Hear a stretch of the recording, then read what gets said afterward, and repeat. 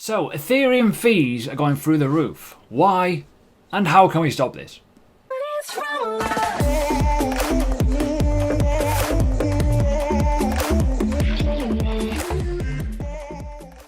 So welcome to the channel. If you are new, please do subscribe, hit the bell button, like and comment, obviously. Also, follow me on socials. I don't do enough plugging in my socials, so yeah, link below. Boom, happy days.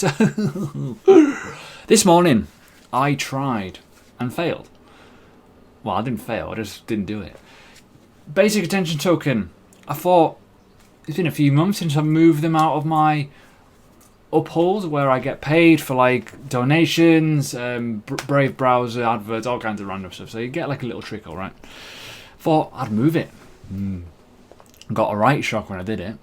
56% I calculated would have been what I lost if I did it. So it was about 77 baht. For me to move that, it would have been 40. The fuck? So the ERC, Ethereum network, etc, etc, etc is doing my tits in. So let's talk about it. Decentralized finance, crazies, hype, hopium, mentalness has created all-time high fees of Ethereum. We're going back to when the dinosaurs were roaming in the crypto land, where crypto kitties crashed it and stuff like that. Fucking boggling. Unbelievable. So the average fee of Ethereum reached $6 on Wednesday night. That is horrendous. Horrendous. So, if you don't know much about this, if you go back to 2017, 2018, with the bull run, big bottleneck appeared. It was demand of the Ethereum token, the use case, all the ERC20 tokens on the network at the time. You had VeChain, you had Tron, you had EOS, etc. It's crazy, right? But right now we've just got the element of one, I covered it a few weeks ago, Ponzi schemes right now on the Ethereum network. Not Ethereum as a Ponzi, as in people are building and using the Ethereum as in currency to pay and distribute rewards on Ponzi schemes. That's increasing volume. That also increased fees. You've also got the DeFi networks in terms of like the compound, etc. like that. You know, they're not going to help when you consider Ethereum's makeup. It's quite sluggish as it stands right now. We are still waiting for the Ethereum 2.0. Whereas right now we're roughly, 15 transactions per second. It's quite slow and sluggish, also costly. With the Ethereum 2.0, it's going to boost the speed, it's going to boost the ability to scale, obviously, but most importantly, it will be a lot cheaper. That's a problem. Miners are selective right now. They are figuring out what to take, what's important, what's not. The less important one's going to get more costly fees. It's going to take a lot of time as well. It's a ball ache. So we're going to talk in this video about potential alternatives that you could turn to as an investment opportunity as well, but also for companies that potentially could use. So the first one we're going to talk about is Zilliqa. Zilliqa, this article pickled my brain a few weeks back and I read it, thought it was pretty cool. This is an old article. It talks about previous price levels. Zilliqa is obviously doing really well recently. Zilliqa, in my opinion, is probably, it's technically 1,000 times faster than Ethereum with sharding already implemented. It's getting there. Zilliqa can be literally Ethereum 2.0 right now. Crazy, really, when you think about that. It is a total different sort of mindset of investing when you consider that there is some very, very big and very, very good competitors to Ethereum, which is why I'm often saying about Ethereum, saying it's in its danger zone right now where it's got the history, it's got the prestige, it's got all the elements to it and all the partners backing, yeah. But this is a world of investing. This is a world of assets as well.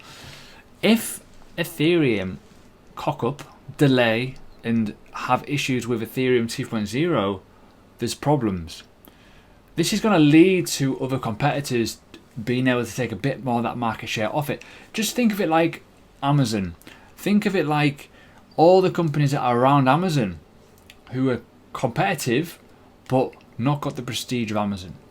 Think of it like if Amazon has a massive brain fart and they do something totally wrong. People will lose trust with it. They'll be like, oh, I don't want to use that, it's too expensive, it's got issues with X, Y, and Z. They don't do Prime, for example. I want to use this. This is a new one. It's very, very similar to Amazon. I liked Amazon. But this is like the same. That's what could happen with Ethereum. It sounds really daft to say that, but you got to think. Things are hot, things are not when they go wrong. There's all kinds of projects out there. If you look in history over the stock market, over cryptocurrency market, anywhere realistically in business, if they fuck up, they're going to feel it in the price and usage. So, Zilliqa, it's not had any issues yet. Ethereum's had plenty. You got to think certain things. So you got CryptoKit is obviously mentioned here. That killed the Ethereum network back in there. But it scales to a massive proportion of what Ethereum does right now. It is super fast, like ridiculously fast, when you compare what Ethereum does. Now, as I say, Ethereum only has the pegging due to prestige, due to its partnerships, due to its relationships over time. Zilliqa, relatively new. Same with the next one I want to talk about, is Cardano. It's been around a while, but it's not got its full product out yet. It's still building its product. It's only recently just got staking. So things are totally, in my opinion, like when you look at Ethereum, it's almost a bit backwards. It's been around for a while. It's not got its staking yet. It's not on POS yet. That's what Ethereum 2.0 is going to do. It's going to totally change the way it was in terms of POW into POS. But as I say, if they get this wrong, there's issues. So this is why, just to give you a pointer by the way, why I hold a lot of Zilliqa and why I hold a lot of Cardano, just in case something goes wrong with Ethereum. I still hold Ethereum, by the way, just to let you know.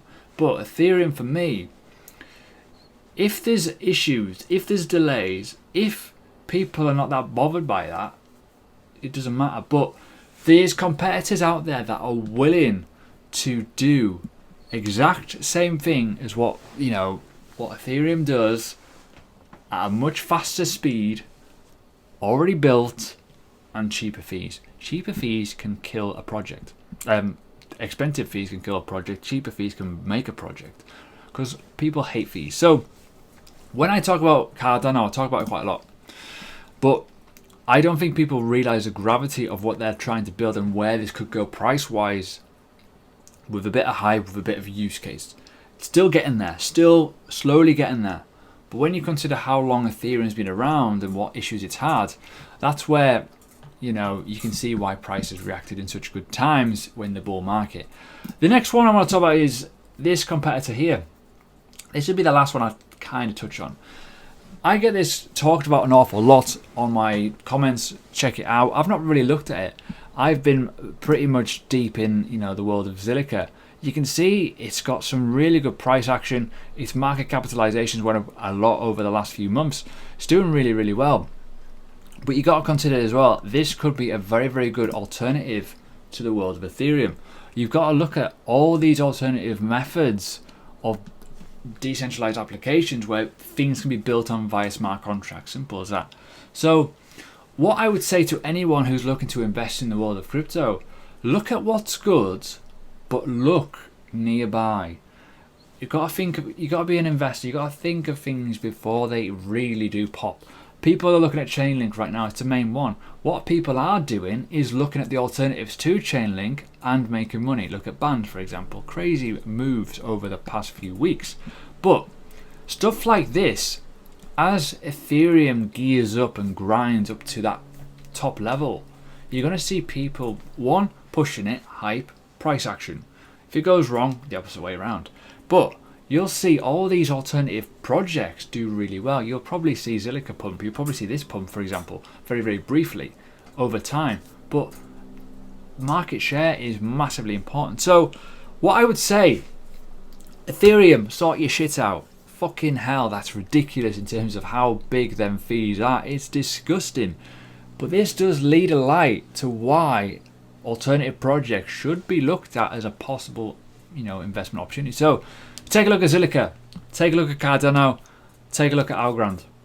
In my opinion, they're probably the most three solid in terms of like genuine use case, got decent things behind them, a bit of time in as well. They're not like a random meme project. So there you go. That's today's video done, by the way. Nice and simple. It's fucking hot in the UK right now. I've got these ridiculous lights. I'm melting. The hat's gonna go, I think, soon. The hat is gonna go.